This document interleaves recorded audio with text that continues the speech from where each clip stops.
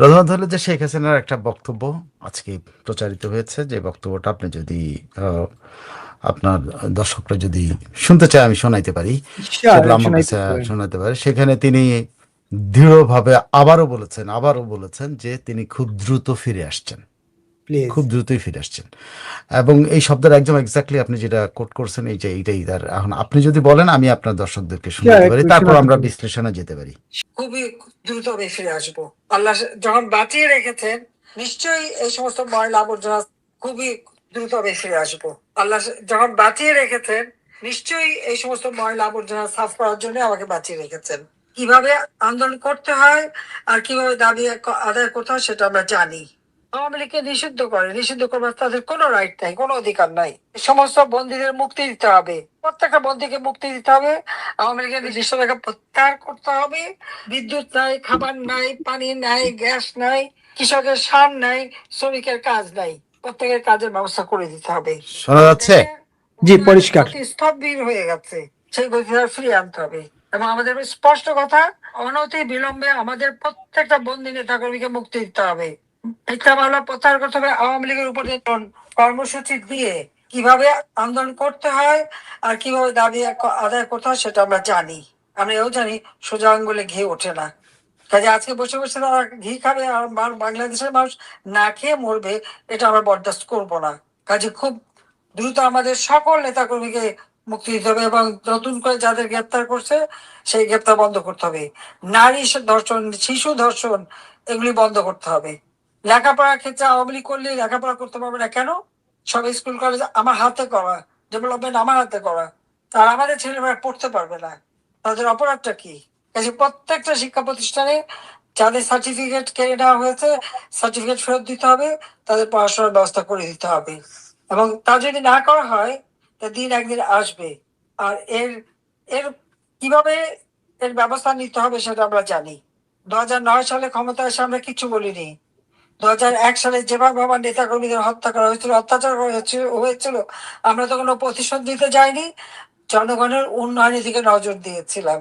এবারে দুটো কাজ একসাথেই হবে, উন্নয়নও হবে আর এই সমস্ত অপকর্ম যারা করছে তাদের সাজার ব্যবস্থা করা হবে।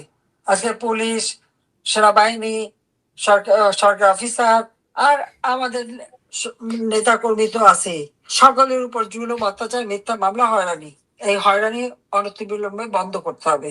এটাই আমাদের একমাত্র দাবি এবং সকলকে ঐক্যবদ্ধ হয়ে সেইভাবে মাঠে নামতে হবে। আমি আছি, আমি থাকবো এবং আমি আসবো, খুবই দ্রুত ফিরে আসবো।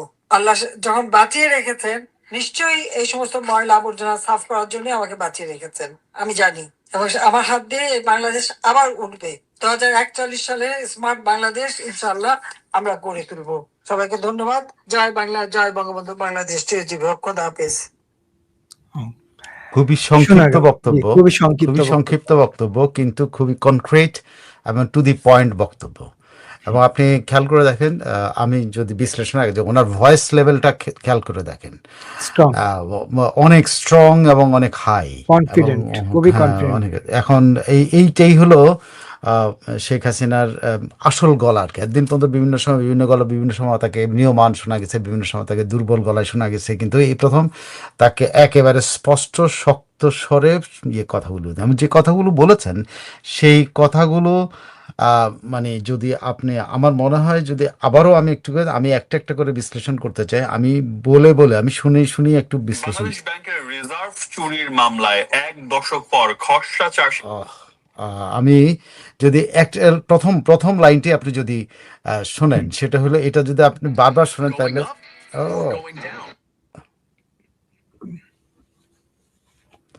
এখানে সমস্যা কি জানেন, বিজ্ঞাপন। আমি তো গরিব মানুষ, তো প্রচুর আছে। বিজ্ঞাপন ছাড়া দেখানোই যায় না, বিজ্ঞাপন ছাড়া। দ্রুত ফিরে আসবো। খুবই দ্রুত ফিরে আসবেন।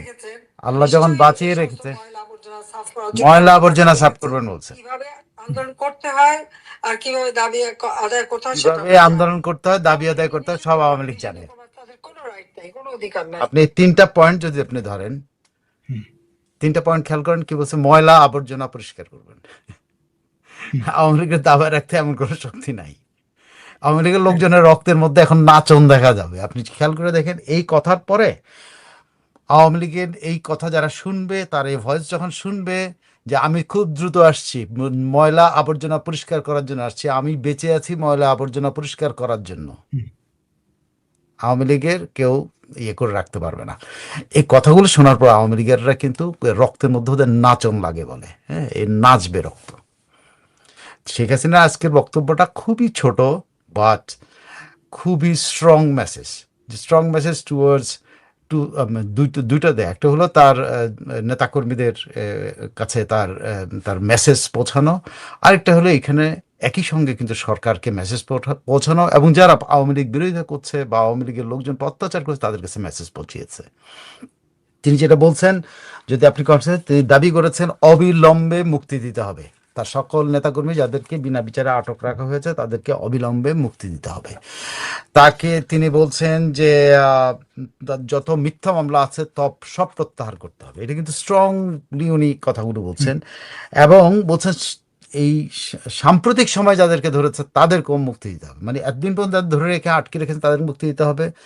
এবং এবং বলছেন যে এবং কথাটা কি বলছে, সোজা আঙ্গুলে যদি ঘি না ওঠে আওয়ামী লীগ জানে কিভাবে ঘি উঠাতে হয়, এবং আওয়ামী লীগ এটা এবং সেটা করবে। উনি বলছেন আমি জানি, এবং আমার আওয়ামী লীগ জানে সোজা আঙ্গুলে ঘি না উঠলে কি উঠতে হয়, এবং সেটা বলছেন।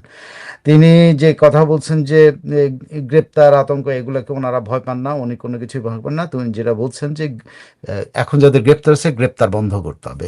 স্কুল কলেজে যে ছেলে মেয়েদেরকে ছাত্রলীগ করার কারণে লেখাপড়া করতে দেওয়া হচ্ছে না, তাদেরকে লেখাপড়া করতে দিতে হবে। যাদের সার্টিফিকেট বাতিল করেছে তার সার্টিফিকেট ফেরত দিতে হবে। যাদেরকে স্কুলে যেতে বাধ্য হয়েছে তাদের স্কুলে নিতে হবে।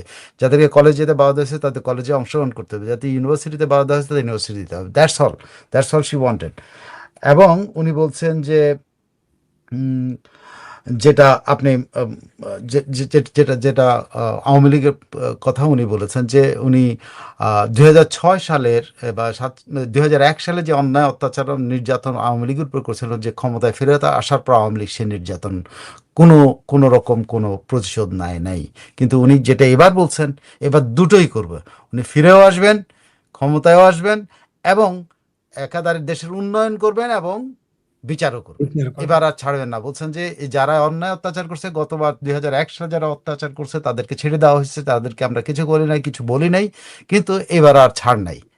খেয়াল করে দেখেন, মোর মোর মোর মোর মানে ইয়াতে আওয়ামী লীগ একটা মানে কি একটা স্ট্রং ইয়াতে কমিটমেন্টে গেছে। শেখ হাসিনার কমিটমেন্টটা প্রকাশ করছেন যে এবার কিন্তু যারা অত্যাচার করেছে তাদের ছাড় নাই।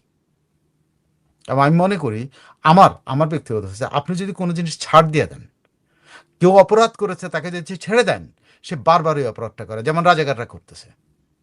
রাজাকাররা সেই 1971 সাল থেকে এখন পর্যন্ত তাদের প্রত্যেকটা, যখনই বাংলাদেশ অস্থির হয়েছে, যখনই বাংলাদেশ, তখনই তারা রাজাকারিটা করছে, তখনই বাংলাদেশকে আরো বেশি অস্থিতিশীল করছে, বাংলাদেশকে শেষ করে দেওয়ার চেষ্টা করছে তারা বারবার। কিন্তু 75-এ, ইভেন 81-এ জিয়াউর রহমানের সময় তারা সেটা চেষ্টা করেছে।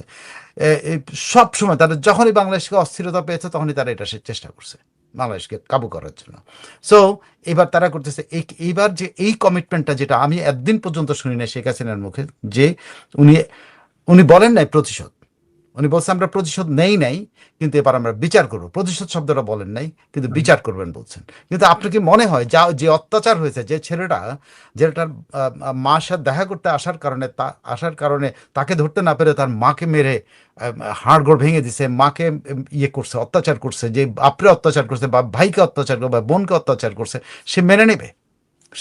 আপনি যে বাচ্চাটা তার বাবাকে অ্যারেস্ট করার পরে তার বাবার ইয়েটা এমনভাবে সারা মিডিয়াতে এমনভাবে প্রচার করা হয়েছে, সোশ্যাল মিডিয়ায় প্রচার, সেই বাচ্চাটা স্কুলে যেতে পারে নাই, যাওয়ার পরে তাকে অমুকের বাচ্চা বলে তাকে স্কুলে জয়েন করছে। আপনি নর্থ সাউথ ইউনিভার্সিটির মতো ইয়েতে এরকম ঘটনাগুলি করছে। অনেক ছেলে মেয়ে তার বাবাকে অ্যারেস্ট করছে এই কারণে তার সাথে ক্লাস করবে না, হোল ক্লাস বেরিয়ে গেছে। মানে they should be shamed of it.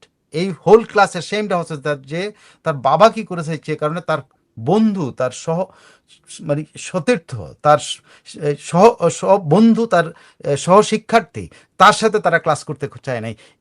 এই যে মানসিকতা ছিল, এদের চেঞ্জ করার দরকার, যে কারণে শেখ হাসিনার এই ভয়েসটা দরকার, যে যে আজকে ওই ধরনের নির্যাতন শিখেছে, সে কিন্তু বলবে যে আমার প্রতি এই অত্যাচার করছে, তোমরা সরি ফিল করতে হবে, ইউ মাস্ট ফিল সরি।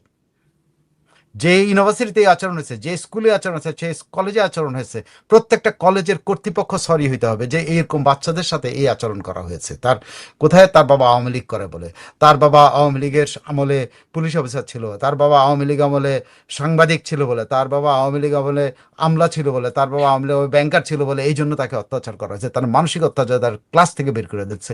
এগুলোর প্রতিকার হতে হবে। আমি কিন্তু শেখ হাসিনার এই কথাগুলোর বছর বিচার করবে না, আমি বলি এগুলোর প্রতিকার হতে হবে। প্রতিকারটা কিভাবে হবে? আইদার তারা নিজেরা নিজের বিচার করবে, যেমন তারা চাকরি ছেড়ে চলে যাবে যারা এটা এই এই এই প্রতিষ্ঠানগুলোকে কিনা যে জঙ্গিদের হাত থেকে সেফ রাখতে পারে নাই, তারা চাকরি ছেড়ে চলে যাবে, অথবা তাদের বিচার হবে, দুইটার একটা। এবং ওই বাচ্চাগুলো, ওই ছেলে মেয়েগুলো, যে ছেলে মেয়েগুলো আরেকটা ছেলে মেয়ের উপর অত্যাচার করেছে, সেই ছেলে মেয়েগুলো প্রকাশ্যে এসে বলতে হবে যে উই আর সরি। আদারওয়াইজ এদের কোনো মাপ নাই।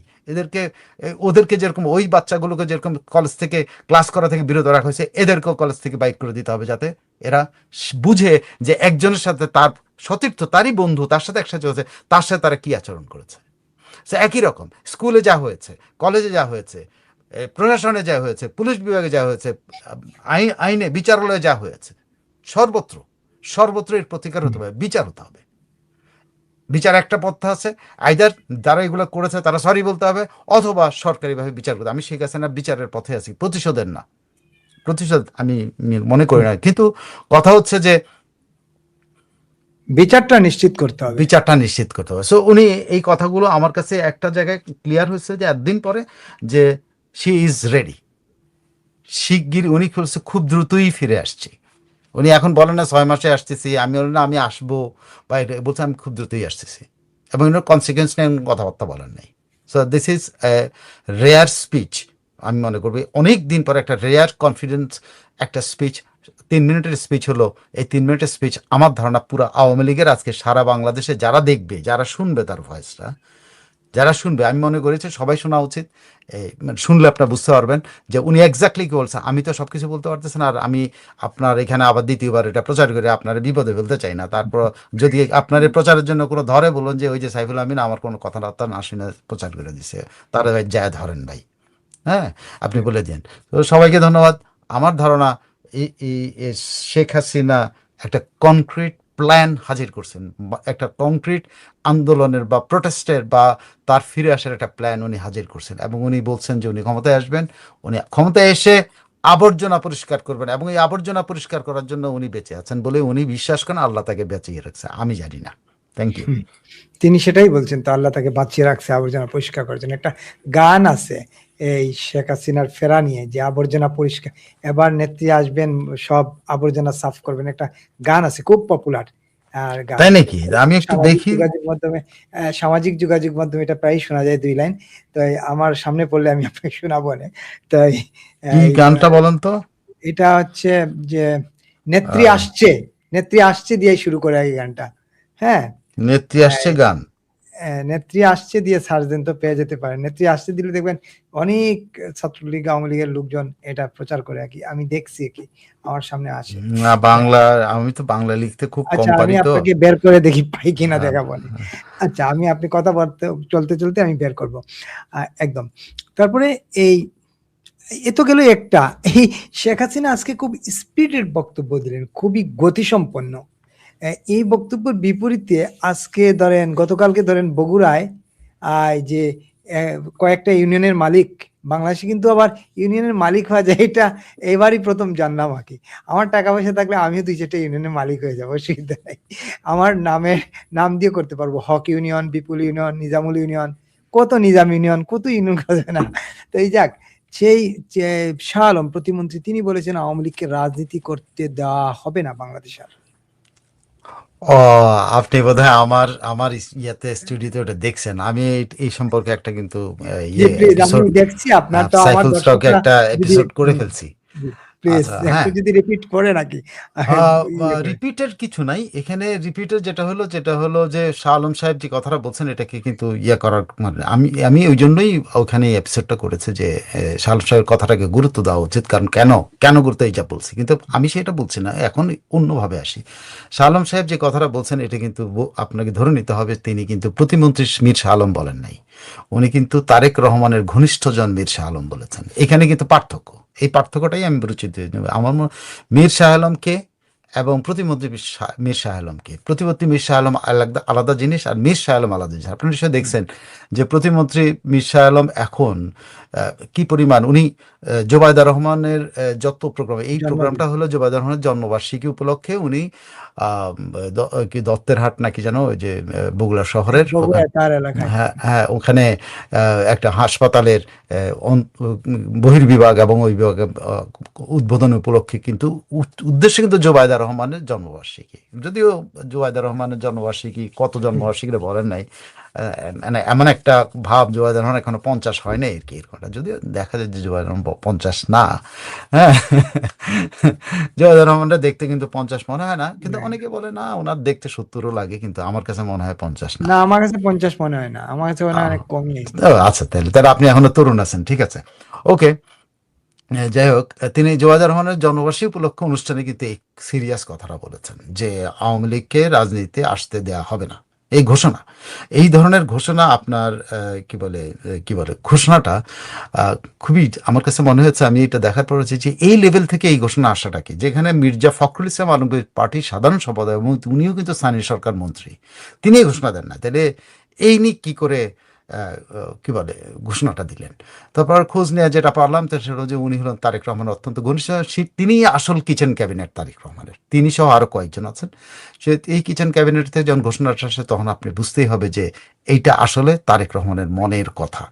এখন বিএনপি অ্যাজ এ হোল এটা মনে করে কিনা, বা মীর শাহ আলম তারেক রহমানের মনের কথা রিড করতে পারেন, এটা মনের কথা জানেন, এটা ঠিক, কিন্তু তারেক রহমান চেঞ্জ হয়েছে কিনা সেটা আমি আর জানি না, বা মীর শাহ আলম হয়তো জানা যদি চেঞ্জ হয়ে থাকেন, বাট এটাকেই ধরে নিতে হবে যে তারেক রহমানের অবস্থান, বিএনপির অবস্থান কিনা এখনো ইয়ে করতে হবে না, কারণ বিএনপি অ্যাজ এ হোল একটা পার্টি, সেই পার্টি কোন বিহেভ করে এবং তারেক রহমানের সব কথা তারা কিনা সেটা এখন পর্যন্ত ক্লিয়ার না। যদি থাকে, যদি তারেক রহমান সেরকম একচ্ছত্র ইয়ে থাকে, তাহলে ধরেই নিতে হবে বিএনপিও কিন্তু অ্যাজ এ হোল এই আওয়ামী লীগের ফিরে আসার ব্যাপারে একই রূপ একই মনোভাব পোষণ করে।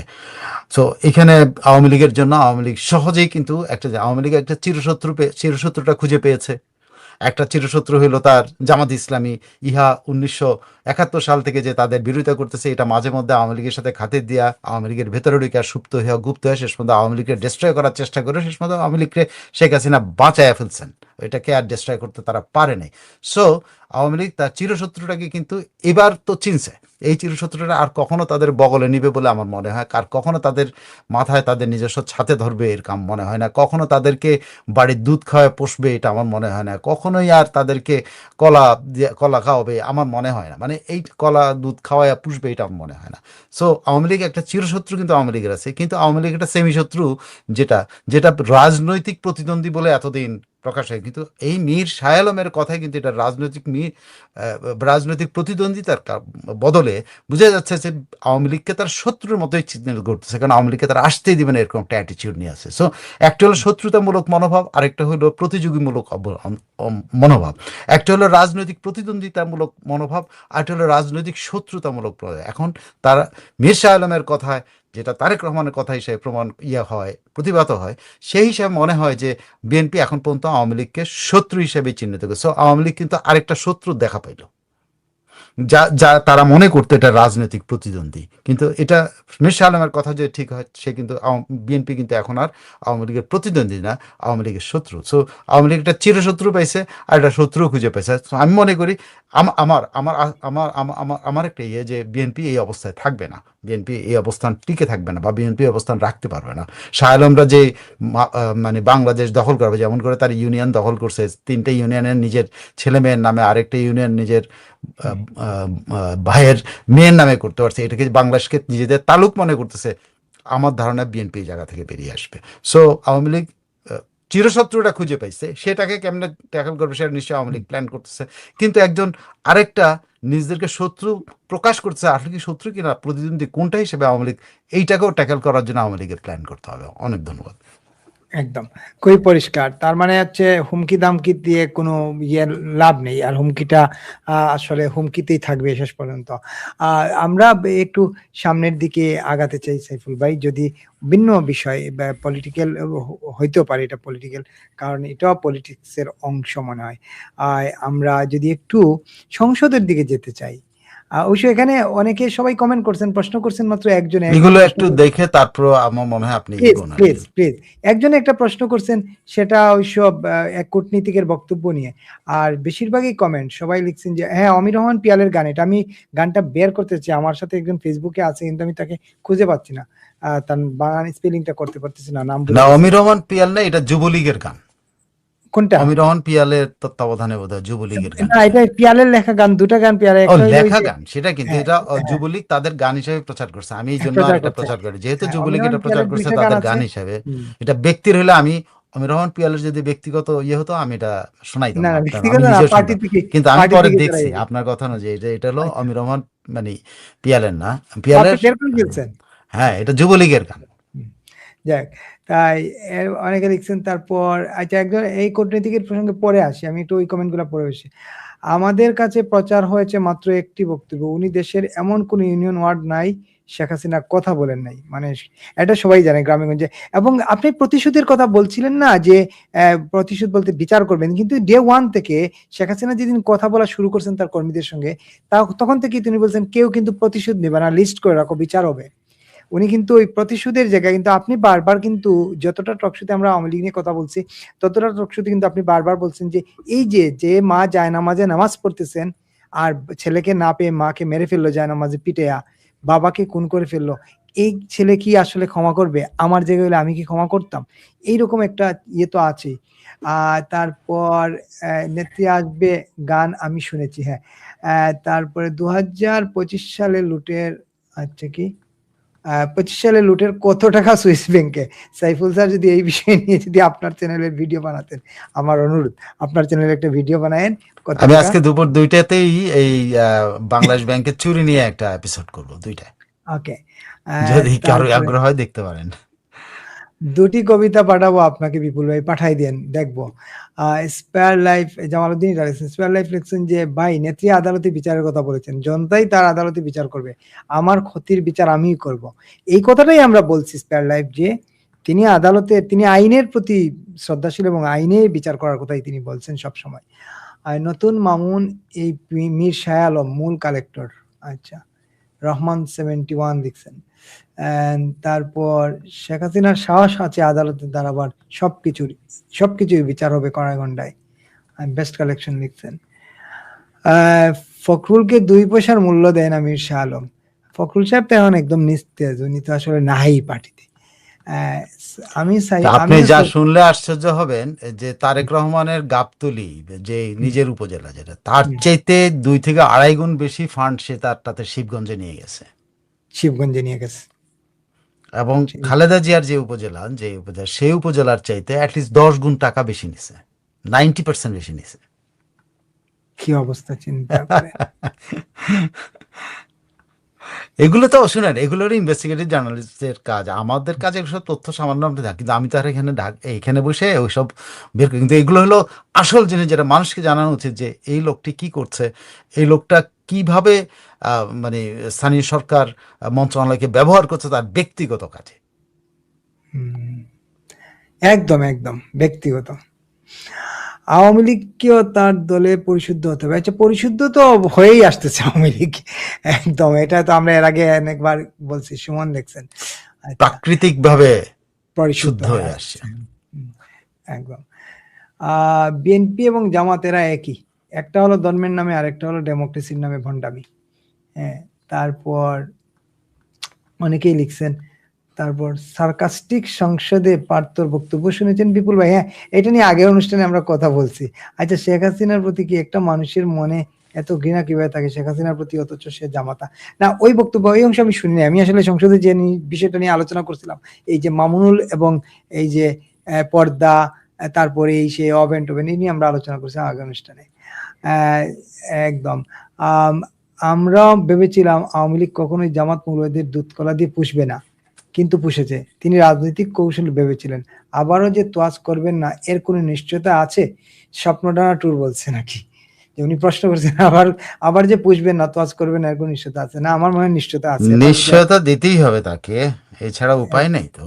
অপশন নেই। নিশ্চয়তা না দিলে আমাদের মতো লোকরা যারা রাস্তাঘাটে ঘুরে বেড়ায়, কোনো দলের কিছু না, আমরা তাকে কেমনে সমর্থন দেবো? কেন তার জন্য আমরা দৌড়াবো রাইট, বলেন? বা তার দলের এক্সাক্টলি। জন্য কেন দৌড়াবো? আমরাও তো চাই যে উনি অ্যাটলিস্ট বাংলাদেশটাকে ক্লিন করবেন, যে শব্দটা উনি বলছেন, পরিষ্কার পরিচ্ছন্ন বাংলাদেশকে জঙ্গি মুক্ত করতেই হবে। এবার আর কোনো ইয়াটিয়া নাই, জঙ্গি বলতে জঙ্গি। জঙ্গি মানে হলো জ্যান্ত নাই, রাজাকার, আলবদর, নাতি পুতি, এগুলো ক্লিন করতে হবে। কোনো ক্লিন করতে হবে। নাতিপুতির জন্য, নাতিপুতিকে সেকেন্ড ক্লাস নাগরিক বানাইতে হবে, হ্যাঁ, নাতিপুতিকে সরকারি চাকরি থেকে বাইট করতে হবে। যতগুলি রাজাকারের নাতিপুতি বিভিন্ন প্রতিষ্ঠানে চাকরি করছে, যতগুলি রাজাকারের নাতিপুতি বাংলাদেশ আর্মিতে আছে, যতগুলি নাতিপুতি বাংলাদেশের ইয়েতে আছে, সিভিল পুলিশ বাহিনীতে প্রশাসনে আছে, আছে, পুলিশে বাংলাদেশের আছে। সিভিল প্রশাসনে আছে, যে সকল ক্যাডারে আছে, যেখানে আছে, যেই পর্যায়ে আছে, এদেরকে বরখাস্ত করতে হবে। বেসরকারি প্রতিষ্ঠানেও আছে। বেসরকারি সব প্রতিষ্ঠানে, কিন্তু বেসরকারি হলে ওটা একটা মুভমেন্টের ব্যাপার, কিন্তু সরকারি প্রতিষ্ঠানে উনি এটা করতে হবে। এবং উনি একটা ক্রাইটেরিয়া ঠিক করে দিতে হবে, বেসরকারি প্রতিষ্ঠানে এদেরকে এই চাকরি দেওয়া যাবে না। পরিষ্কার ব্যাপার স্যাপার। মানে রাইট। রাজাকারের নাতি পুতিদেরকে কোনো ছাড় নাই, কোনো ছাড় নাই। এদেরকে যদি ছাড় দেওয়া হয়, এই বাংলাদেশ আজ মানে তারা অর্ধেক নিয়ে গেছে, এরপরে বাকিটা নিয়ে যাবে। একদম। আরো অনেকেই কমেন্ট করছেন, আপনারা কি আশা করবেন যে আওয়ামী লীগকে রাজনীতি করতে দিবে? আমার মাথায় আসে না। আপনারা সুধীজনেরা কিভাবে আশা করেন তারেক যে আওয়ামী লীগকে রাজনীতি করতে দিবে? আমার মাথায় আসে না। তো দিবে না বইলেই তো ওনার প্রতিমন্ত্রী বলছে, কিন্তু রাজনীতি তো আওয়ামী লীগ করবে। একটা সাইফুল ভাই তো বলছেনই, ওই যে পয়েন্টগুলা বলছিলেন যে শেখ হাসিনা বলছেন কিভাবে আন্দোলন করতে হয় সেটা আওয়ামী লীগ জানে। সুতরাং আওয়ামী লীগকে রাজনীতি করতে দিবে না, এটা বেশ ইয়ে হয়ে যাবে, টাফ হয়ে যাবে, এটা সম্ভব না। তিন পুরুষে বাংলাদেশ আওয়ামী লীগ করে ভাই, আসাদুজ্জামান লিখছেন। সাইফুল রহমান ভাই, তিন তিন পুরুষে পুরুষ আওয়ামী লীগ করলে তিন পুরুষও রাজাকার করতেছে, রাজাকাররা রাজাকারি করতেছে। ভাই। So তাদেরকে আপনারা তিন পুরুষরা কিন্তু ঠেকাইতে পারেন নাই। হুম, এখন আমাদের মতো যারা সাইড লাইনের খেলোয়াড় আছে, তারা এসে রাস্তায় নামতে, সো আওয়ামী লীগেররা জেগে ওঠেন। আমাদের মতো সাইড লাইনের লোকরা তো যে মাঠে খেলতে পারবো না রে ভাই, কারণ আমরা তো খেলি রাইট। নাই কখন, আমরা সাইড লাইনের লোক। আপনারা তিন পুরুষ ধরে নিজেরা যেমন বড় হয়েছেন, তেমনি আবার রাজাকার আলবদর আল শামসরাও কিন্তু বড় করছেন দুধ কলা খাওয়াইয়া। সো আমরা কিন্তু দুধ কলা খাইনি আপনাদের কাছ থেকে। সো আমরা কিন্তু সাইড লাইনে আছি, তারপর আপনাদের জন্য সব যা পারা যায়। আপনাদের যদি টাওয়া লাগাই দিতে হয় মাঠের মধ্যে, সেটাও দেবো। আপনার বুট জুতা আগায় দিতে হলে ওইটাও দেবো, আপনার দুধ খাওয়াইতে হলে ওইটাও দেবো, কলা দিতে হলে ওটাও দেবো। কিন্তু আপনারা একটু এবার রাজাকারের আলবদর আল শামসের দুধদেরকে, তিন পুরুষদের যে দুধ কলা দিয়ে খাওয়া পোষাইছেন, আত্মীয় স্বজনের আত্মীয়তা করছেন, এগুলো থেকে নিজেদেরকে মুক্ত করেন, পরিষ্কার করেন। মানে আপনাদের দুধ দিয়ে ধুয়ে গোসল করার দরকার নেই, আপনারা এদের থেকে মুক্ত হন। আমরা দেখতে চাই, and we will support you. একদম। জয় বাংলা লিখছেন সাইফুল ভাই, আপনার কি মনে হয় কর্মীরা বিচারের জন্য অপেক্ষা করবে? সাইফুল ভাই, আমরা আমাদের এলাকার রাজাকারের লিস্ট করেছি, ইনশাল্লাহ প্রথম 7 দিনে ঝামেলা শেষ। রাজাকার না, রাজাকার আলবদর আল শামসের রাজাকারের লিস্ট, রাজাকারের পুত্রের লিস্ট, কন্যার লিস্ট, তাদের নাতিপুতির লিস্ট, এবং এরপরে যদি কেউ থাকে এগুলা লিস্ট করতে হবে। এইটাই হলো আসল, এদেরকে চিহ্নিত করা এবং এদেরকে second class citizen, socially second, এদের সাথে সামাজিক সম্পর্ক বাতিল করে দিতে হবে। এদের সাথে কোনো বিয়ে শাদী হ্যান আত্মীয়তার ত্যান, এদের বন্ধন কোনো থাকবে না। অনুষ্ঠানে যাওয়া যাবে না, এদেরকে কোনো অনুষ্ঠানে দাওয়াত দেওয়া যাবে না, এদেরকে একেবারে সামাজিকভাবে ত্যায্য করে দিতে হবে। তাহলেই বাংলাদেশ নিট পরিষ্কার হবে, বাংলাদেশের রক্ত পরিষ্কার হবে। বাংলাদেশের রক্তটা পরিষ্কার করা দরকার। এই রক্তের মধ্যে দুষ্টরা ঢুকে পড়ছে, এই রক্তকে কলুষিত করে ফেলছে। একদম। এবং এই 4 পুরুষ মানে 3 প্রজন্ম বা 4 প্রজন্ম এদেরকে একদম থার্ড ক্লাস সেকেন্ড ক্লাস নাগরিক বানাই ফেললে এই ঝামেলা চুকে যাবে আর কি। সালমা রফিক আমাকে বলছেন, আমি কথা নিজে স্বীকার করেছে, আমাকে আক্রমণ করে লাভ নাই। আপনি যে কথা বলছেন আমি নিজে জানি। We have done it, I have done it. আমিও ওই ধারার মানসিকতায় ছিলাম যে এদেরকে যদি মেইন স্ট্রিমে আনা হয় তাহলে আমিও মনে করেছিলাম যে শেখ হাসিনা যেরকম মনে করছে এদেরকে কাজ, আমারও কিন্তু সেরকম মনে হচ্ছে, এই লোকগুলি তো মানুষই, এর কাজ করুক, আমি এদেরকে কাজ দিই, এরা যদি কাজ ভালো করে করুক। আমি দিয়েছি, কিন্তু at the end of the day আমিও প্রতারিত হয়েছি। সেই জন্যে আজকে আমি এই কঠিন কথাটা বলতেছি। হুম, একদম। লালবদর হ্যাঁ, আলবদরের বাচ্চারাই তো লালবদর। লালবদর সহ সোমা এবং বেলা মেন্টাল দুজনেই লিখছেন লালবদর সহ এদেরকে ইয়ে করে। হ্যাঁ, সবাইকে থার্ড ক্লাস করতে হবে, সেকেন্ড ক্লাস করতে হবে। সাইফুল আমিন ভাই আপনি আচ্ছা সালমা রফিকেরটা উত্তর আপনি না না, দিয়েছেন। আমি তো সত্যি, আমি তো এটা বহুদিন থেকে বললাম, আমার জীবনে আমি বহুজন এরকম চাকরি দিচ্ছি। আই থট দে উইল আমি বি। তো দিছি, আমি তো বহুজন আইনা ডাইকা ডাইকা আমার কাছে আসছে, আমি বলছি আচ্ছা ঠিক আছে ঢুকাই দিই। পরে দেখি এখন তো দেখি এর পুরোপুরি রাজাকার, রাজাকারের বংশধর। আমরা তো ওইভাবে চিন্তা করি না, আমরা চিন্তা করি ঠিক আছে দেশটা 50 বছর 55 বছর হয়ে গেছে, এখন দেশটা এভাবে আগাক। হ্যাঁ ভাই, গাছের গোড়া উপড়ে ফেলতে হবে একদম। হ্যাঁ, লাবণী বেগম মোটামুটি এই সাইফুল ভাই রে একজন ইয়ে করছেন, প্রশ্ন করছেন নাকি শেষে তিনি কমেন্ট করে প্রশ্ন করছেন, ভাই আওয়ামী লীগকে এখন যদি জোর করে আটকাতে চায় বিএনপি, তাহলে বিএনপি ক্ষতিগ্রস্ত হবে, কারণ জনগণের পারসেপশন আওয়ামী লীগের পক্ষে বাড়ছে। এই কথার সাথে কি সাইফুল ভাই একমত? ওয়েল, যদি আপনি মাঠে ঘাটের কথা বলেন, ইট ইজ ট্রু যে আওয়ামী লীগের আওয়ামী লীগের পক্ষের পারসেপশন ব্যাপার নেই। মানে আমি যেটা দেখেছি সেটা হলো মানুষ মনে করছে যে তারা ভুল করেছে। এইটা কিন্তু আওয়ামী লীগের পক্ষেই চাই, হয়তো বলবে না, তারা হয়তো লজ্জিত হয়ে এখন বলছে না যে আমরা ভুল করেছি, কিন্তু মানুষের মনের মধ্যে এটা আছে, কথাবার্তায় বোঝা যায় যে মানুষ মনে করে যে 24-এ মানুষ ভুল করেছিল। ওকে, আমরা অনেকগুলা ইয়ে দেখছি, সব মোটামুটি এইগুলা প্রত্যেকটা গ্রাম মহল্লায় সারা দেশে বাংলাদেশ বিরুদ্ধের তালিকা প্রায় প্রস্তুত এবং এটা চলমান থাকবে কেএমএসডিকে। আর মাদ্রাসার ছাত্রদের চাকরি থেকে তালিকা প্রস্তুত করলে হবে না, কেএমএসডি কে এই তালিকা অনুসারে কার্য সম্পাদন করতে হবে। রাইট, এদেরকে সমাজে সেকেন্ড ক্লাস থার্ড ক্লাস নাগরিক বানাতে হবে, এদেরকে সমাজচ্যুত করতে হবে, এদের সাথে সামাজিক সম্পর্ক রয়েছে, এদের কোনো অনুষ্ঠানে যাওয়া যাবে না, এদেরকে কোনো অনুষ্ঠানে দাওয়াত দেওয়া যাবে না। Very simple. এদের দেখলে এড়াই চলো, অচ্ছুত বানায় ফেলতে হবে। এদেরকে দেখলে যে এদেরকে আমরা ঘৃণা করি, ওই ঘৃণা প্রকাশটা থাকতে হবে আমাদের ফেসের মধ্যে। এদেরকে দেখলে হাসা যাবে না। আমরা যা করেছি ভুল করেছি এর আগে। একেবারে যাহাই বিএনপি তাহাই জামাত, যাহাই জামাত তাহাই এনসিপি, এদের দর্শন মূলত একই একেবারেই। সাইফুল ভাইয়ের কাছে আমার একটা প্রশ্ন, কিউট বেবি প্রশ্ন ছিল, এই মাদ্রাসায় জঙ্গি আস্তানা মাদ্রাসাকে কিভাবে নিয়ন্ত্রণ করা যায় সেই ব্যাপারে কিছু বলার জন্য। দেখেন, এই জায়গাটার ব্যাপারে আমার কিছু মতামত আছে। মাদ্রাসা আপনি নির্মূল করতে পারেন না। মাদ্রাসা বাংলাদেশের একমাত্র জায়গা যেখানে আপনি মানুষ, এটা বলতে পারেন যে মানে হত দরিদ্রদের একটা আশ্রয়স্থল, তাদের সন্তানদের একটা আশ্রয়স্থল, যেটা আমাদের প্রাইমারি স্কুল হয় নাই, যেটা আমাদের মাধ্যমিক সরকারিরা হয় নাই, যে বাচ্চাদেরকে যে সোশ্যাল বেনিফিটের আওতায় এনে যে বাচ্চা যে মা বাবা হারা হোক, মা হারা হোক, বাবা হোক, সে রাষ্ট্রের দায়িত্ব। এই রাষ্ট্র দায়িত্ব না নেওয়ার কারণে এই জঙ্গিরা দায়িত্ব নিয়ে নিছে। এখন এই জঙ্গিরা ওইটার সুযোগ নিয়েছে, আপনি এটাকে সহজে এটাতে সমাজ থেকে সরাইতে পারবে না। তবে হ্যাঁ, এই জায়গা থেকে জঙ্গিদেরকে বের করে দিতে হবে, এইটা করতে হবে। কিন্তু এই যতদিন না পর্যন্ত আপনি রাষ্ট্রের প্রত্যেকটা শিশুর লেখাপড়ার দায় দায়িত্ব, প্রত্যেকটা শিশুর খাওয়া দাওয়া, প্রত্যেকটা শিশুকে দেখাশোনার দায় দায়িত্ব রাষ্ট্র না নেবে, তখন পর্যন্ত আপনার হবে না।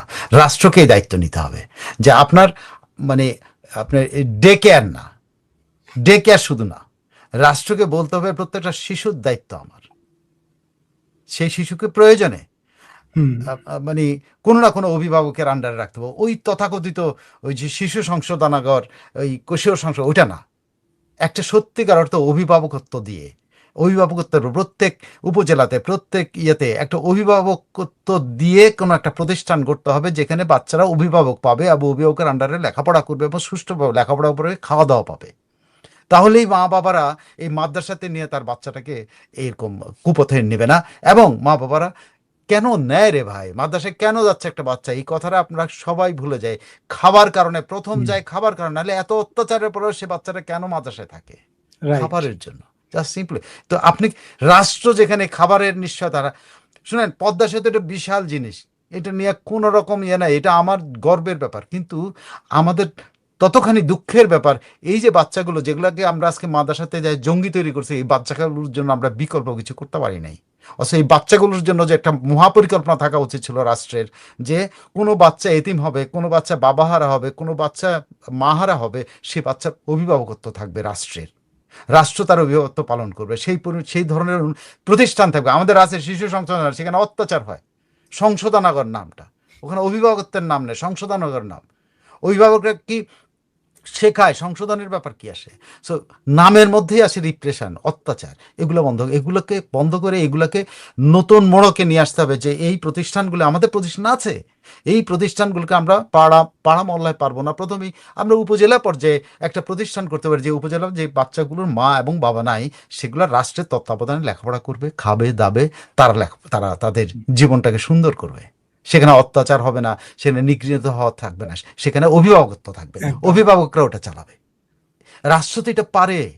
রাষ্ট্র যে এত এত হাজার হাজার কোটি টাকা বিভিন্ন খাতে খরচ করে, রাষ্ট্রে এত হাজার হাজার কোটি টাকা ব্যাংক থেকে চুরি হয়, এই ব্যাংকগুলো যদি বলে যে আমার সিএসআর থেকে যা টাকা আছে আমরা কাউকে দেবো না, এই টাকাটা দিয়ে আমি এই রাষ্ট্রের প্রত্যেক উপজেলায় এরকম একটা অভিভাবক স্কুল তৈরি করব, যে অভিভাবক স্কুলটাতে আমার বাচ্চারা, যে বাচ্চা যেই বয়সে মাতৃহারা হোক বাপহারা হোক, সে অভিভাবক রাস্তা থাকবে। তাইলে আমাদের দেশে এই জঙ্গি তারপর আস্তে আস্তে আপনি মাদ্রাসা বন্ধ করতে পারেন। যতক্ষণ এগুলো না করতে পারবেন তখন মাদ্রাসা বন্ধ করতে পারবেন না। কারণ মাদ্রাসা বন্ধ করতে, আপনি মাদ্রাসা কেমনে বন্ধ করেন? একটা বাচ্চার খাওয়া নাই দেওয়া নাই, সে ওখানে মার খায়, রেপড হয়ে, শারীরিক বলাৎকার হয়ে ওখানে ফেরত যায়। কেন যায়? খাবারের জন্য যায়, আর কিছুর জন্য যায় না। সিরিয়াসলি খাবার ছাড়া অন্য কোনো কারণে ওখানে যায় না। কিন্তু মা বাবারা খাবারের জন্য তার সন্তানরা ওখানে দিয়ে আসে, আত্মীয় স্বজন ওখানে দিয়ে আসে খাবারের জন্য, আর কিছুর জন্য। নাহলে বলাৎকার হয় যেখানে, যেখানে আগাগোড়া পিটায়, ওইখানে একটা বাচ্চা থাকতে চায়? কোনো বাচ্চা, পৃথিবীর কোনো বাচ্চা এরকম থাকতে চায় যে তাকে ওরকম অত্যাচার নির্যাতন করা থাকবে না। সো মাদ্রাসা আপনি শেষ করতে পারেন অনলি যদি আপনি বিকল্প ব্যবস্থা করেন। বিকল্প ব্যবস্থাটা কি? অভিভাবকদের মাধ্যমে, অভিভাবকের ইয়েতে ভূমিকায় এসে রাষ্ট্র একটা প্রতিষ্ঠান গড়ে তুলবে, উপজেলা থানা, মানে যেখানে যে অবস্থা সেখানে গড়ে তুলবে। অনেক ধন্যবাদ। একদম মাদ্রাসা বন্ধ সমাধান না। আসলে এই মাদ্রাসার তদারকিটা, সরকারের তদারকি মাদ্রাসায় কখনো ছিল না, বরং মন্ত্রীরা এমপিরা মাদ্রাসায় যে ডোনেট করতেন সেটা খুঁজে রাখতেন না আসলে কি হয়। আর এই যে বিদেশ থেকে, টার্কি থেকে, কুয়েত থেকে, কাতার থেকে, মিডল ইস্ট থেকে যে টাকা মাদ্রাসায় আইনা ইয়ে করা হয়, এগুলা বন্ধ করে সরকারকেই আসলে তদারকিটা করতে হবে, মাদ্রাসায় লেখাপড়া হয় কিনা, এই প্রাইমারি স্কুলে যেভাবে তদারকি হয় সেই রকম আর কি। একদম আমরা শেষের দিকে আসছি। কেমিস্ট্রি আপনার উত্তর দিচ্ছেন, যে কেমিস্ট্রি বলছেন যে সময় হলেই দেখতে পারবেন সবকিছু। ঠিক আছে, দেখার অপেক্ষায় রইলাম কেমিস্ট্রি কে, এবং একদম আপনার সাথে দেখা হওয়ারও অপেক্ষায় রইলাম।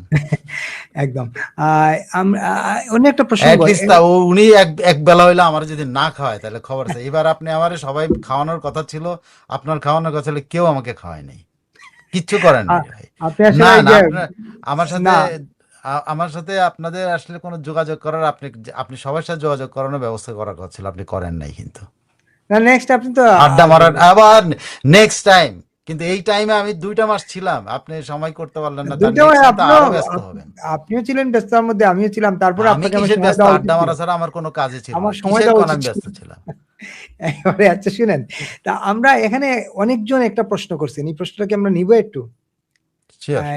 এই ইসরায়েলের রাষ্ট্রদূত যে দিল্লিতে, এটা আমি এখন এটা নিয়ে ডিটেল, Okay, এটা একটা done. পত্রিকায় ছাপা হয়েছে, ছাপা জিনিসের উপর মন্তব্য করাটা ঠিক না, না রাইট, জানি। ওকে, আমি জানাই দেখেছি, যে আমি রিপোর্টটা দেখেছি। এটা অন্য জায়গায় ইন্টারভিউ, এটা এনডিটিভিতে ইন্টারভিউ নিয়েছেন, NDTV কিন্তু তে, আপনি এটা শিওর না হয়ে এমন একটা সেন্সিটিভ বিষয়ে কথা বলা, হুম, মানে আপনি কনফার্ম হইতে হবে। আর আপনি যদি মনে করেন যে এনডিটিভির ওটা প্রচার করবেন, তাহলে সেটা আপনি এমনিই করতে পারেন, না কিন্তু এনডিটিভি না, আমি এনডিটিভি ওটা ওন করার আগ পর্যন্ত আমার জানতে হবে। না না, সেটাই আমি সেই বলছি, এই জন্য আমি আপনাকে আগে জিজ্ঞেস করলাম নিব কিনা, কারণ এটা তো না জেনে আমি ইয়ে করতে পারবো না। সাইফুল আমিন ভাই, ঢাকা আসলে খাওয়ানো হবে আপনাকে। আরে কি ঢাকা আসলে খাওয়াবে? বিপুল আমার সময় দিতে পারে না, আপনি খাওয়াবেন কোথায়? ভেরি খারাপ বিপুল ভাই, শিয়ার একদম খারাপ, মানে আমি ব্যস্ততা তো তাকেই জানেন, সময় দিতে পারি নাই। সাইফুল ভাইয়ের অভিযোগ একদম সত্য, 100% সত্য, সময় দিতে পারি নাই। কথা ছিল সবার সাথে একসাথে খাবো, সবাই আমিও খাওয়াবো, সবাই আমারে খাওয়াবে, কত কথা ছিল, কত গল্প ছিল আমার এখানে অনেক। অর্গানাইজটা আমার করার কথা ছিল, করতে পারি নাই। সেদিকে আসছি, আরেকটা বিষয় ছিল, আমরা কি একটু তুলবো বিষয়টা? ওই যে সংসদের একটা বিষয় তুলতে চাই, ঋণ খেলাপি নিয়ে আমাদের স্বরাষ্ট্রমন্ত্রী একটা বক্তব্য, আপনি বললে তুলবো আকি।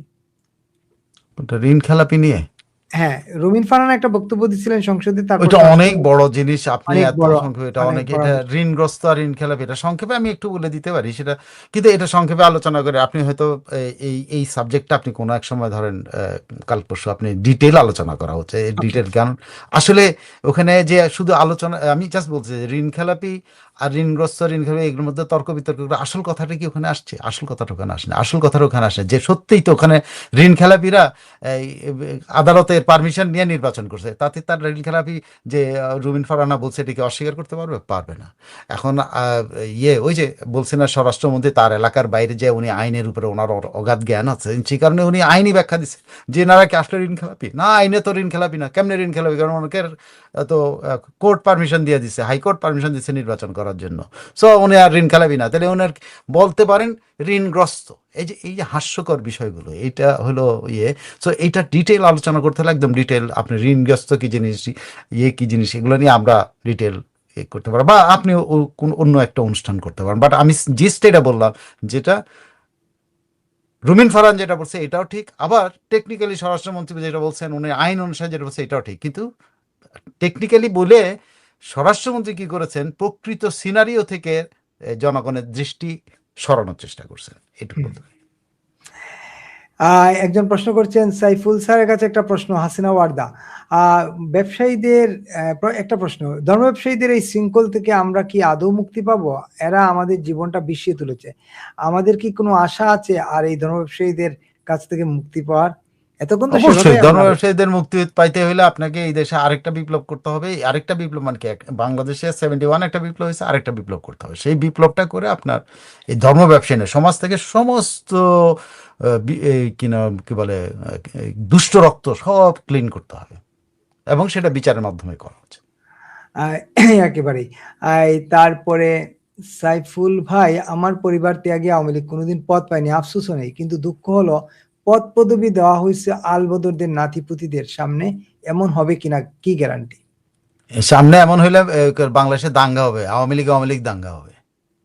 ব্যাস, আমি আপনি এটুকু বললাম। আমি জানি এখানে অনেক আওয়ামী লীগের আছে, আমার কথা হয়তো পছন্দ না হতে পারে, কিন্তু আমি বললাম তো এলাকায় এলাকায় আওয়ামী লীগে দাঙ্গা হবে যদি এইবার রাজাকারের নাতিপুতিদেরকে দেওয়া হয়। কোনো রাজাকারের নাতিপুতি এবং চিহ্নিত রাজাকারের নাতিপুতি এবং আগের রাজাকারের নাতিপুতি বা আগের সুবিধাভোগী কারণে যদি কোনো রকম এক্সট্রা দায়িত্ব, মানে আওয়ামী লীগে তো একটা নির্দিষ্ট কাউন্সিলের মাধ্যমে এই পদ্ধতিতে বের হবে, তাদের পরিশুদ্ধ হচ্ছে, তারা তাদের মতো করে তাদের কমিটি করছে, কিন্তু সেখানে কোনো রাজাকারের নাতিপুতি পাবে, বিশ্বাস করেন দাঙ্গা হবে। ওই রাজাকারের নাতিপুতিকে আগে মারবে ওরা। এরকম মানসিকতার আওয়ামী লীগ দেখে আসছি। আমি যে কয়টা জেলায় গেছি, আমি সে কয়টা জেলায় অ্যাটলিস্ট এই মানসিকতাটা দেখে আসছি, যে আওয়ামী লীগ যতটুকুই আছে তারা বলছে তারা যতটুকু থাকবে পরিশুদ্ধ থাকবে, এবং তারা এখন সেটা নিশ্চিত করবে এই তৃণমূল।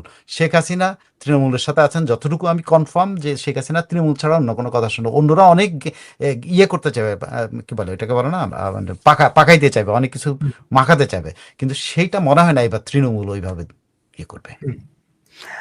তিনি আরেকটা প্রশ্ন করেছেন হাসিনা ওয়ার্দা, আরো একটি প্রশ্ন, অতীতে ওবায়দুল কাদেরের অনেক বক্তব্যের কারণে আওয়ামী লীগকে প্রশ্নের সম্মুখীন হতে হয়েছে, শেখ হাসিনা আগামী থেকে এসব বিষয়ে ভাববেন কিনা?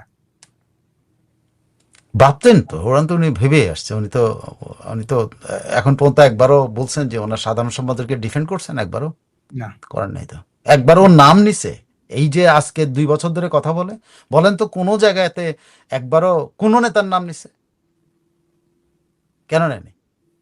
তিনি তো নেতাদের নাম নিতে পারতেন, নেতা নিতে পারতেন না? নেন নাই কিন্তু। কিউট বেবি কি লিখছেন, সাইফুল ভাইয়ের কাছে আমার প্রশ্ন ব্যাখ্যাটা দেওয়ার জন্য আপনাকে ধন্যবাদ, তবে কোনোদিন ভবিষ্যতে আওয়ামী লীগ ক্ষমতায় আসে ব্যাখ্যা আপনার কাছে রইল, আওয়ামী লীগ সরকারের মাধ্যমে তুলে ধরবেন। আমি আওয়ামী লীগের কেউ না, তো আওয়ামী লীগ সরকারের কাছে তো প্রশ্নই আসে না। আওয়ামী লীগ যতবার সরকারে ছিল কোনোদিন সরকারের কোনো মন্ত্রীর কাছে কোনোদিন যায়নি। একটা মন্ত্রীর কাছে একবার গেছিলাম, দুটা মন্ত্রীর কাছে, সেটা হলো আমার প্রতিষ্ঠানের কাজে, নিজের ব্যক্তিগত কোনো কাজে কোনোদিন যায়নি। আমার প্রতিষ্ঠানের কাছে, যে প্রতিষ্ঠানের প্রতিনিধিত্ব করছে সেই প্রতিষ্ঠানের কাছে আওয়ামী লীগ মন্ত্রীর কাছেও গেছি, আমি বিএনপি মন্ত্রীর কাছেও গেছি, কিন্তু সবসময় বিপদের সময় গেছি বা কাউকে সাহায্য করার জন্য গেছি, দ্যাটস অল। আমরা এখন যেমন প্রতিবাদ করেছি, এইভাবে আওয়ামী লীগের ভুল সিদ্ধান্তের বিরুদ্ধে প্রতিরোধ করবো ইনশাল্লাহ। সুমাশামিমা সবাই মোটামুটি করছেন, আর সবাই আপনাকে দাওয়াত দিচ্ছেন, সুমাশামিমা বলছেন আপনাকে খাওয়াবেন, উনি অবশ্যই আবার কবে আসবেন সবাই বলে, দেশে গেলে কেউ খোঁজ রাখে না। আর কামাল লিখছেন, ভাই খুলনায় আমার বাসায় দাওয়াত রইল, অনেকে লিখছেন। যাই হোক, অনেক মাদ্রাসায় জাতীয় সঙ্গীত দেওয়া হতো না, এটাই সরকারের ব্যর্থতা, যে সরকার যখনই থাকে তাদের ব্যর্থতা এটা। এই মনিটরিংটা ছিল না, এটা আমিও তো নিজেও দেখছি বিভিন্ন মাদ্রাসায় যে ইয়ে হয় না।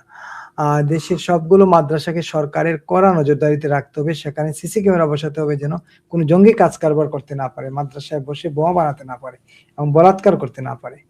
কেমিস্ট্রিকে সমসাময়িকা বলছেন কিন্তু তাকে পাশে পাবেন। সমসাময়িকা আপনি মনে রাখেন যে কেমিস্ট্রিকে পাশে পাওয়া যাবে, আমরাও কেমিস্ট্রিকে পাশে পাইতে চাইবো তখন, যে আমাদের কোনো কথা থাকলে তার মাধ্যমে তুলে ধরতে পারি কিনা। Right, right. মোটামুটি এই নিজের বংশে, এটা একটু আগে আলোচনা করছি, নিজের বংশের নামে উপজেলা এবং 2 সন্তানের নামে 2 যে স্বপ্নরায় উনি আমাকে খুঁজে নিয়েছিল, আরো একজন আমাকে খুঁজে নিয়েছে, আমি তার নামটা মানে ওনার নামটা আমি এত মানে ইয়ে, আরেকজন আমাকে পাইছিল, উনিও আমাকে সেই ইয়াতে খুব সম্ভবত কোথায় উত্তরা কোনো একটা ইয়াতে পাইছেন, কোনো একটা স্টেশনে আমাকে খুঁজে। কেমিস্ট্রি বলছেন উনি জানেনই না আপনি যে দেশে আসছিলেন। আচ্ছা, শামীমা সুলতানা অনেকদিন পর আসছেন। শামীমা সুলতানা চৌধুরী, বাংলার স্বাধীনতার বিরুদ্ধে পুনরাবৃত্তি তিনটি ষড়যন্ত্র। 1, পলাশির ষড়যন্ত্র 23 জুন 1757, 2, আগস্টের ষড়যন্ত্র 15 আগস্ট 1975, 3, মেটিকুলাস ষড়যন্ত্র জুলাই 2024। একেবারেই 3 ষড়যন্ত্রে বাংলাদেশকে পিছিয়ে দিয়ে কেউ তো জানতেই পারেনি আপনি দেশে এসেছেন। বিপুল ভাই ছাড়া আপনার একটা পোস্ট থাকলে আমরা সবাই জানতাম সর্বাধিক। না, সর্বানন্দে আমি আসলে নিজে থেকেই একটু গোটানো ছিলাম, আমি এই এতক্ষণ দুষ্টুমি করতেছি, আমি গোটানো ছিলাম এই জন্য যে আমার কিছু জানার ছিল, সে জানার জন্য আমি এককভাবে দেশের বিভিন্ন জায়গাতে ঘুরে বেরিয়েছি, বিভিন্ন স্থানে গিয়েছি, এবং বাংলাদেশের বিভিন্ন প্রতিষ্ঠানগুলোতে গিয়েছি, ঘুরছি, জাস্ট বোঝার জন্য যে হোয়াট হ্যাপেন টু বাংলাদেশ, এটা বোঝার জন্য। সেই বোঝার সময়ে আমি আসলে এই 2টা মাস ব্যয় করেছি। হ্যাঁ, এই সময়টা বিপুল ইচ্ছা করলে আরো বেশি আমাদের হইতে পারতো, কিন্তু বিপুলও অনেক বেশি ট্রাভেলও ছিল, যে কারণে বা ব্যস্ত ছিল, এটা হয়নি। কিন্তু আমিও খুব ব্যস্ত ছিলাম, বেশিরভাগ সময় আমি ঢাকার বাইরে এখানে ওখানে ঘুরে বেরিয়েছি। একদম। মোটামুটি এই আজকে অনেক কমেন্ট নিলাম, সব কমেন্টই পড়ছি। এখন ইনশাল্লাহ 8 মাসের মধ্যে কানাডা আসবো। মহসিনুল করিম লিখছেন 8 মাসের মধ্যে কানাডা যাবেন, আপনার শিওর সঙ্গে দেখা শিওর, হয়ে যাবে। ইফ ইউ আর হিয়ার, আমি যদি এখানে থাকি দেখা তো হবেই নিশ্চয়ই। কানাডা অবশ্য অনেক বড় দেশ, আপনি কোথায় আসবেন তার উপর নির্ভর করবে আমি যেতে পারবো কিনা, আপনি আসতে পারবেন কিনা, এরপরে তো যদি আসতে পারেন আমার বাসায়, তো আপনার জন্য মানে হুম। আর কিছু না হোক আমরা 2 বেলা খাওয়াইতে পারবো। কেন জানে তা কোনো খবর রাখেনি। আচ্ছা, কেমিস্ট্রি লিখছেন যেদিন শেখ হাসিনা ভিডিওতে লাইভে আসবেন সেদিন আমি সহ আমাদেরকে পরিচয় সহ সামনে পাবেন। Chemistry thank you. আজকে শেখ হাসিনা লাইভে আসবেন মনে হচ্ছে ভেরি সুন। আর কেমিস্ট্রির বক্তব্য অনুযায়ী মনে হচ্ছে আর কি। সাইফুল ভাই আপনি প্যারিস আসেন, আপনি কি খাবেন আমি খাওয়াবো। প্যারিস গেলে তো আর উপায় নেই, প্যারিস যাইতে হলে তো আবার আটলান্টিক পাড়ি দিতে হইব। না, যাওয়া হয় তো ওনার অ্যাড্রেসটা নিতে হবে, বা হ্যাঁ, নাসির। ওনাকে চিনতে হবে, ওনার ফোন নাম্বার পেতে হবে, তারপর ওনার সাথে যাওয়া তো হবেই, যাওয়া তো হয়ই। এই মোটামুটি সাইফুল দাদা, আমি জানি আপনি দেশের বর্তমান পরিস্থিতিটা উপলব্ধি করার জন্য এসেছিলেন। সর্বাণী গদ্দা লিখছেন বাড়ি এসেছেন কিন্তু কেউ জানে না, জানাননি। হ্যাঁ, সর্দার সালাম ভাই, এটা ঠিক, ব্যস্ত ছিলেন তো সাইফুল ভাই। সাইফুল ভাই আজকে এই অনুষ্ঠানে, এরপরে বাকি অংশ আর তো দেখা যাচ্ছে না। সাইফুল আমিন ভাইকে নিমন্ত্রণ, সবাই লালমনিরহাটে নিমন্ত্রণ জানাইছেন, আপনাকে দু চোখ ভরে দেখবো লালমনিরহাটে আসলে। আমি অনেকবার গেছি লালমনিরহাট, আমার খুব প্রিয় জায়গা লালমনিরহাট হয়ে আমি সেই আঙ্গুরপোতা দহগ্রাম, সেটার উপর অনেক স্টোরি করেছি, অনেক ঘুরেছি আমি। তারপর ওই অঞ্চল সৈয়দপুর, ওই এলাকা পুরোটা, আমি রংপুর ওই এলাকা আমার ঘোরা, মানে আমি রিপোর্টিং এর কাজে আর কি, মানে নিজে ঘোরার জন্য, রিপোর্টিং এর কাজে অনেক সারা বাংলাদেশই ঘুরেছি। বাংলাদেশে এমন কোনো জায়গা না যেখানে যাইনি আর কি। একটা প্রশ্ন করেছেন মারিয়া অবায়দ, একেবারে শেষ করবো এখন আমরা। একটা প্রশ্ন করেছেন মারিয়া অবায়দ, ধর্মের অপপ্রচারের জন্য অনেকেই ধর্মীয় গোঁড়ামির দিকে ঝুঁকেছে, এ জাতিকে আসলেই কি উদ্ধার করা সম্ভব? অবশ্যই সম্ভব না কেন? আপনার দৃঢ় নীতিমালা বাস্তবায়নের মাধ্যমে অবশ্যই সম্ভব না কেন? পৃথিবীতে খারাপ জিনিসের হয় না, খারাপ জিনিস কখনো সার্বজনীন না, ভালোটাই সার্বজনীন। আহা, দেখছেন সাইফুল ভাই, আজকে আমার মায়ের 5টি মামলায় হাইকোর্টের জামিনের বেল বন্ড জেল গেটে গেল। আমরা গেটে গেলাম মাকে আনার জন্য, কিন্তু পরে খবর পেলাম আরো 2টি নতুন মামলা হয়েছে। আমরা কিভাবে মুক্তি পাবো? এভাবে সবাই এভাবে কিন্তু বাট আজ হোক কাল হোক, আর কত, আর বেশি, আর কত? আ- বিচার বিভাগেরও তো নির্লজ্জতার পার হইতে হবে, তারাও তো যে নির্লজ্জ আচরণ করতেছে তারাও তো সেখান থেকে বেরিয়ে আসতেছে, তাই না? এখন তো জামিন দিচ্ছে। জামিন এখন দিচ্ছে। পুলিশ বিভাগও তার নির্লজ্জতাটাকে বেরোতে হবে, বা স্বরাষ্ট্র মন্ত্রণালয় তার নির্লজ্জতাকে বেরোতে হবে সে সময়। ওকে, সবাইকে শুভরাত এই যে জানিয়ে শেষ পাওয়া গেছে করছি। যে আরিফুল ইসলাম, ওর সাথে মেট্রো রেলে আমার দেখা হয়েছিল। আচ্ছা, আরিফুল ইসলাম, সাইফুল আমিন জি। ভাইয়ের সাথে আমার মেট্রোয় দেখা হয়েছিল। আচ্ছা, আরিফুল ইসলামের সাথে দেখা হয়েছে, উনি নিজেই জানান দিচ্ছেন।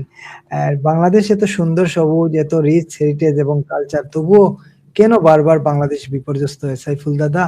এর কারণ কি? এর কারণটা হলো আমরা ক্ষমাপ্রবণ জাতি, এটা 1 নম্বর কারণ। আমরা আমাদের অতীত সহজে ভুলে যাই, এটা 2 নম্বর কারণ।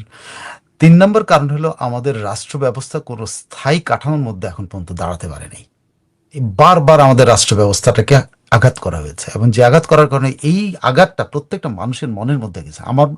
আমার কথা যদি ধরেন, আমার মনের মধ্যে 1975 এমনভাবে গেঁথে আছে যে এটা আপনি কল্পনা করতে পারবেন না, যে আমি ওই বয়সে ক্লাস 7-এর একটা ছাত্র, বা এই 7-এর ছাত্র, আমি এইটা ফেস করেছি।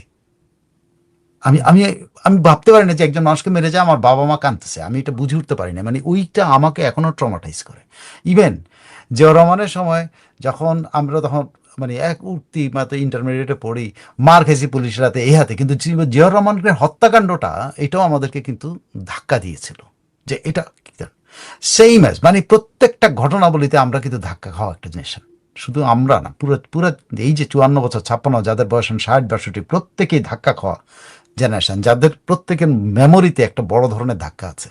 সো এই জাতিটা আসলে কোনো জায়গায় স্থায়ী হতে পারে না, মানসিকভাবে পারে না, কোনো কিছু এই স্থায়ী না, যে কারণে এ সবসময় ফ্লাকচুয়েট করে। এটা আমার ধারণা। সামাজিক কারণের যত বেশি, সবচেয়ে বেশি সামাজিক কারণে, কারণ এত ধাক্কা এই জেনারেশন একটার পর একটা জেনারেশন খেয়েছে, তারা একটা জায়গায় স্টিক করতে পারে নাই। এই কারণে তাকে যখনই যেদিকে মোল্ড করে ওদিকে লাফ মারে। আর এমনিতে আমাদের হুজুগে বাঙালির তো আজকের ইয়ে না, সে কবে লিখে গেছে, তাই না? একেবারে। আশিক লিপন একটা কমেন্ট লিখছেন পড়ার জন্য, কি আপনাকে দাওয়াত করছেন, এটা একটু পড়ে দেই। লিখছেন, বিপুল ভাই পড়েন। সাইফুল ভাই, বাংলাদেশে আসলে বলবেন ইসমাইল ভাইয়ের কাছে নাম্বার আছে, আমি হিন্দু মানুষ, হাঁসের মাংসের দাওয়াত রইল। বিপুল ভাই পড়েন। পরে দিছি ভাই, পরে আপনি অভিযোগ করতে পারেন না পড়ছি না। ঠিক আছে, ওকে। সবাইকে আপনি যে কোনো মাংস আমারে খাওয়াইতে পারবেন, এটা নিয়ে কোনো ইয়ে নেই। যে মুসলমান, আমি মুসলমান হলো কাজে কামে মুসলমান না, আমি এলাম আমি সব সব ধর্মকে ভালোবাসি। এমডি রুবেল, আপনার মায়ের কথা আপনি লিখছেন, কেএমএসডি কে আপনার কাছে জানতে চেয়েছেন আপনি কোন জেলার, বলা যাবে? আপনি এখনই এখানে কমেন্ট করে জেলা বলতে পারেন, কেএমএসডি আপনার সাথে যোগাযোগ করবেন নিশ্চয়ই। কারণ কেএমএসডি কে সারা দেশ জুড়েই উনি ঘুরে বেড়ান এবং একটা বিভাগের দায়িত্ব বোধহয় আছেন উনি, আমি যদি ভুল না করে থাকি। এত প্রচার করেন না, তাকে তার মতো থাকতে দেন। না, উনি একদিন লেখছিলেন নাকি, এই জন্য আমি বলছিলাম উনি তাকে একদিন তার মতো লেখছিলেন। করে, তাকে তার মতো কাজ করতে দেন। ওকে, ডান। লেট নট ডিস্টার্ব, মানে তার অ্যাক্টিভিটি ওকে, আমাদের ডান। ডিস্টার্ব করা উচিত ওকে, না। বুঝতে পারছি। গবেষণার প্রয়োজন আছে এই জাতি নিয়ে, কেন এমন হয়ে গেল জাতি? অবশ্যই গবেষণার প্রয়োজন, এই গবেষণা খুব না, সোজা, আমরা খুব আমরা তো সর্বনাশ। আমাদের, আমি তো বললাম একটা জাতিগত বেড়ে, কিন্তু আমাদের মানে রাষ্ট্র কাঠামোর কোন জায়গায় প্রবলেম জানেন? রাষ্ট্র কাঠামোর একটা জায়গায় প্রবলেম, আমরা প্রো পাকিস্তানিদেরকে বাংলাদেশে পুনর্বাসিত করেছিলাম। রাইট। এক, রাষ্ট্র কাঠামোর সর্বত্র তাদেরকে পুনর্বাসিত, সেটা আর্মি বলেন, এয়ারফোর্স বলেন, এই নৌবাহিনী বলেন, আমাদের সিভিল প্রশাসন সর্বত্র। শুনেন, পরাজিতদেরকে বলা হয় পরাজিতের কোনো কিছু নাই, কিন্তু একটা একটা তত্ত্ব আছে, সেটা হলো কেউ যদি একবার জেল খাটে তার কিন্তু সরকারি চাকরি দেওয়া হয় না। কিন্তু আমাদের এই লোকগুলো, আমাদের প্রত্যাবাসিত সকল পাকিস্তানিরা ছিলেন জেলখানার মতো করে আটক। তাদেরকে এনে যখন বড় পদগুলিতে দেওয়া হয়েছে, তারা তো মনে করছে আরে আমরা যুদ্ধ না করে এত বড় পদ পাইছি, সো আমরাই তো এখানে, এবং তারাই দেশটা দখল করছে, এবং আমি তাদের দোষ দিই না, তারা হুম। ওখানে আটকা ছিল, দোষ দেয় না। কিন্তু কথা হচ্ছে তাদের মানসিকতা, তারা মুক্তিযোদ্ধাদের মানসিকতা বুঝতে পারে নাই। সেটা আর্মিতে মুক্তিযোদ্ধাদের মানসিকতা এই পাকিস্তান প্রত্যাগত তারা বুঝে নাই। সিভিল প্রশাসনে যারা আসছে তারা, কারণ প্রত্যেকে বড় বড় পদে বসছে, তো তারা তো এই জুনিয়রদের কথা শুনতে চায়নি, পাত্তা দেয়নি। এক একজন ডেপুটি সেক্রেটারি, একজন জয়েন্ট সেক্রেটারি, সেখানে একজন অ্যাসিস্ট্যান্ট সেক্রেটারির কথা শুনবে, শোনে নাই। মুক্তিযোদ্ধা অ্যাসিস্ট্যান্ট সেক্রেটারি পাত্তাই দেয়নি তাকে। একজন মুক্তিযোদ্ধা ক্যাপ্টেন, আর্মি থেকে চলে আসছে লেফটেন্যান্ট কর্নেল, উনি এসে এখন এই মুক্তিযোদ্ধা ওই লেফটেন্যান্ট কর্নেলকে হ্যান্ডেল করতে, যে লেফটেন্যান্ট কর্নেল কিন্তু অ্যারেস্ট হয়েছিল, আটক ছিল। এবং আটক হওয়া লোক পৃথিবীর কোনো ইতিহাসে আটক হওয়া লোক কোনোদিন কোনো বড় পদে যায় এটা, কিন্তু বাংলাদেশের লেফটেন্যান্ট জেনারেল শুধু না, আর্মি চিফ হয়েছে, আর্মি চিফ হওয়ার পরে বাংলাদেশের প্রেসিডেন্ট হয়েছে, আরও অনেকজন কিন্তু বাংলাদেশের লেফটেন্যান্ট জেনারেল হয়েছে আটক হওয়া লোকজন। সো আপনি বুঝে যান আমরা আসলে রাষ্ট্রের কাঠামোর সময় এমন এমন ত্রুটিগুলো আমাদের হয়েছে, যেটা এখন ত্রুটি হচ্ছে, তখন হয়তো ত্রুটি মনে হয় নাই আমাদের নেতাদের কাছে, কিন্তু আসলে এটা ত্রুটি ছিল। যুদ্ধ করেছে যারা, তাদের উপরে চাপিয়ে দেওয়া হয়েছে যারা যুদ্ধ করে নাই। তারা তো, যারা যুদ্ধ করেছে তাদের মনের কথা তো যারা যুদ্ধ করে নাই তারা বোঝে নাই, না বুঝে তারা তাদের উপরে খবরদারি করেছে। এই তো সমাজটা ডিভাইড হয়ে গেছে। হুম। যদি প্রশাসনিক রাষ্ট্র এইভাবে শেষ হয়েছে, যেটা আমার দৃষ্টিভঙ্গি হলো এরকম। পদ্মার পিলারে মাটি কেটে নিচ্ছে কেন, এইটা ওনার নামটা বলতেছেন TBMQ9BY। ভাই নামটা বলছি, আপনার কমেন্টসটা পড়ছি। পিলারের মাটি কাটার ব্যাপারে আমাদের মন্ত্রী ব্যাখ্যা দিচ্ছেন, এইটা কোনো প্রয়োজনীয় মাটি না, এটা জমাট বাঁধা মাটি, এটা সরানো হচ্ছে। এটা আগেই সরানোর কথা ছিল, প্রকল্পেই ছিল, এখন আগে সরায় নাই বলে আমরা এখন সরাইছি, আর এটা বিক্রি টিক্রি হচ্ছে না। আপনারা এইভাবে, তিনি সাংবাদিকদের গতকাল জ্ঞানও দিচ্ছেন বলে, আপনারা যারা সচিবালয়ে সাংবাদিকতা করেন, তো আপনারা তো আসলে এখানের বাইরে যান না, মাঠের সাংবাদিকতা দেখবেন গিয়ে আসল চিত্র, ওইখানে গেলে আপনারা বিএনপি চোরাদেরকে রক্ষা করার জন্য তিনি এসব কথা বলছেন, মাটি চোরাদের। মাটি চোরাদের, রাইট। বিভাজন ও সংকটের সুযোগ খুব সহজে তৈরি করা যায়। সবাইকে শুভ রাত জানিয়ে শেষ করছি, এবং যথারীতি দেখা হবে নিশ্চয়ই পরের আয়োজনে। আমাদের পরের আয়োজন হচ্ছে বাঁকাচুক এবং দুনিয়া জুড়ে, আপনার সঙ্গে থাকবেন। আর যথারীতি কালকেও আবার আসবো সব অনুষ্ঠানেই। সেই পর্যন্ত সবাইকে শুভরাত জানিয়ে বিদায় নিতে চাই। নিশ্চয়ই সাইফুল ভাই বলবেন, আর কোনো কমেন্ট যদি থাকে সাইফুল ভাই যদি উত্তর দেন, দিতে পারেন। সামিনা সুলতানা কি লিখছেন, শেখ হাসিনার সময় প্রবাসীদের পাঠানো 1 লাখ টাকায় 1,02,500 টাকা মানে পাওয়া যেত, এখন পাই 92,700 টাকা। বলেন কি, তাই নাকি? হ্যাঁ, ওদের উপর কর বসানো হয়েছিল, এইবার বাজেটে এটা উঠানোর চেষ্টা করা হয়েছে, আমি জানি না উঠছে কিনা। ও কর তো এই ইয়েতেও বসানো হয়েছে, যে অনলাইনে যারা না, ওটা উঠে গেছে। আচ্ছা, দেশি চুরি হয়ে গেছে যেখানে, চুরি হয়ে গেছে যেখানে। আচ্ছা, তারপর মোটামুটি এই সাইফুল ভাই যদি আর কোনো উত্তর দেন। আচ্ছা, ফ্লোরেন্স কি লিখছেন জানি, আমার স্টুডেন্ট গার্ল নামটি লিখবো না। আচ্ছা, মানিকগঞ্জে ওদের বাড়ি পুরানো হয়েছে, আমাদের একজন টিচার সেবাস্টিয়ান ওকে কিছু কথা ওপেন ক্লাসে বলেছিল, thanks to other teachers and principal, তারা ওকে থামিয়েছে। আচ্ছা, এই আর কি। সবাইকে শুভরাত, দেখা হবে পরের জন্য। সে পর্যন্ত সবাই ভালো থাকবেন, শুভরাত্রি। শেষ করছি বলে সব কমেন্টস আজকে পড়ছি। সাইফুল ভাই, সবাইকে শুভেচ্ছা, যে যেখানে আছেন অনেক ভালো থাকবেন। আর বাংলাদেশ ও ভারতে যারা আছেন তাদেরকে শুভরাত্রি, রাতের শুভেচ্ছা। ভালো করে একটা ঘুম দেন, কালকের জন্য তৈরি হন। আর বাঙালি যারা আছেন, যে যেখানে আছেন, বাংলাদেশের যে কোনো প্রান্তে আছেন, এখানে ওখানে যেখানে আছেন, তাদের প্রতি একটা অনুরোধ, যে ইউনূস এবং তার এই জঙ্গি বাহিনী, যেই জঙ্গি বাহিনী যাকে পান, যেখানে পাবেন, তাদেরকে জিজ্ঞাসা করবেন তারা কেন আমাদের দেশটা ধ্বংস করলো। তাদেরকে হ্যাকলিং করবেন, তাদেরকে ডিম মারবেন, তাদেরকে প্রয়োজনে কেচাপ মারবেন, তাদের জেলি মারবেন, যা আপনার কাছে কোনো লিকুইড থাকে সেটা পারলে বাড়ি থেকে, যদি আর কিছু না থাকে বাড়ি থেকে তরকারি শুরুয়া নিয়ে গিয়ে ঢেলে দিবেন, ঢেলে দিয়েও চিহ্নিত করবেন যে তুই বেটা আমাদের দেশটা ধ্বংস করেছ। আর ইউনূসের সকল প্রোডাক্ট, মানে গ্রামীণের সকল প্রোডাক্ট বর্জন করুন। সবাইকে শুভরাত্রি।